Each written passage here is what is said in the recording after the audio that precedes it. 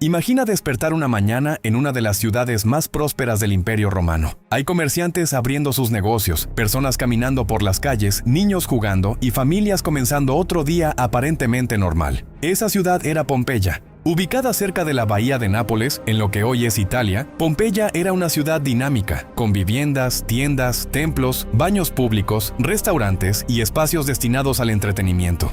Pero detrás de aquel paisaje cotidiano se encontraba una montaña que cambiaría su historia para siempre. A pocos kilómetros de Pompeya se encontraba el monte Vesubio. Para los habitantes de la ciudad, aquella montaña formaba parte del paisaje. Lo que probablemente no sabían era que el Vesubio era un volcán capaz de producir una de las erupciones más importantes conocidas de la antigüedad. En aquella época, nadie podía predecir una erupción utilizando los instrumentos científicos que tenemos actualmente. Y el Vesubio llevaba muchísimo tiempo sin protagonizar una gran erupción. Pompeya no era una pequeña aldea. Formaba parte de un mundo romano conectado mediante carreteras, comercio y navegación.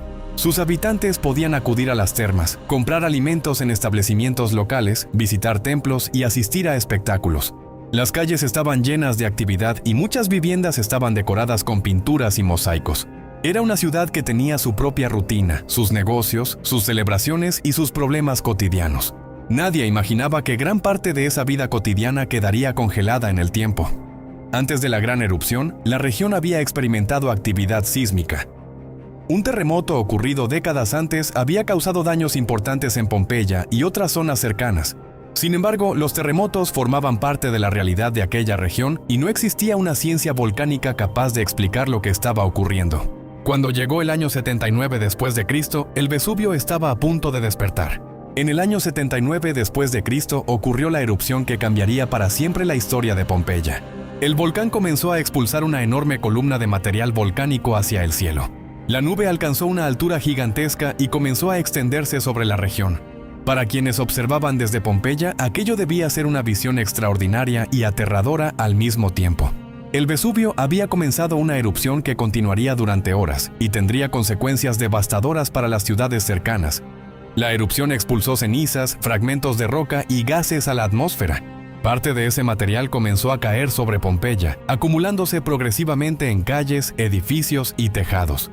Mientras la ciudad quedaba cubierta por capas cada vez más gruesas de material volcánico, la situación se volvía cada vez más difícil. Pero la erupción todavía tenía otra fase mucho más peligrosa. En diferentes momentos de la erupción se produjeron corrientes piroclásticas, enormes avalanchas de gases calientes, cenizas y fragmentos volcánicos que descendieron rápidamente por las laderas del volcán. Estas corrientes podían desplazarse a gran velocidad y alcanzar zonas que se encontraban bastante alejadas del cráter. La erupción había dejado de ser simplemente una lluvia de ceniza. El paisaje entero estaba siendo transformado por la actividad del volcán. Con el paso del tiempo, enormes cantidades de material volcánico cubrieron Pompeya. Calles, edificios, objetos cotidianos y espacios públicos quedaron enterrados bajo las capas de ceniza y otros depósitos volcánicos. La ciudad desapareció del paisaje. Y mientras Pompeya quedaba olvidada durante siglos, otra historia comenzaba a desarrollarse muy lejos de allí. Uno de los testimonios más importantes sobre la erupción proviene de Plinio el Joven, un escritor romano que observó los acontecimientos desde la distancia.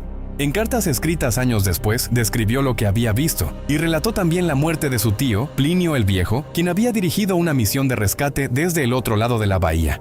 Gracias a estos escritos, tenemos una de las primeras descripciones detalladas de una gran erupción volcánica.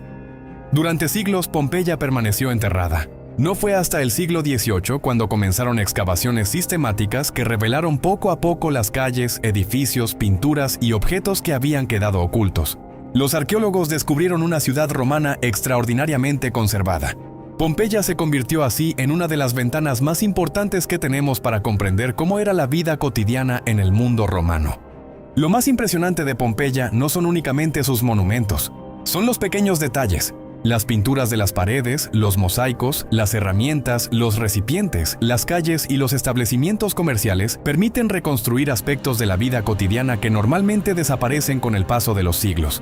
Es como si una fotografía de la sociedad romana hubiera quedado enterrada bajo el volcán.